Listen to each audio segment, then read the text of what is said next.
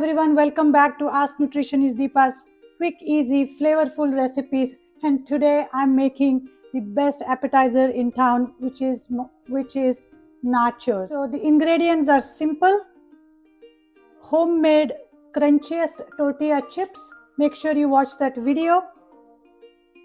Lentil crumbles, salsa, avocado, roasted purple sweet potatoes, some cilantro, chopped up garlic, and jalapeno. That's all it's going to have. All I need to do is to just put the dish together and off we go to party. Look at this, guys. The nachos are ready. I found some frozen corn in the freezer, which I warmed it up and just added that. But otherwise, it's basically homemade tortillas topped with my homemade lentil crumbles, along with salsa, chopped tomatoes, roasted purple sweet potatoes, cilantro, jalapenos. What more you need?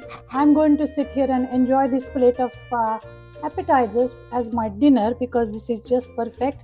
I hope you will make it for the next party at your house and enjoy it as much as I'm going to. Thanks again for watching, sharing, sending me the comments. I appreciate you all. Thank you again and talk to you soon.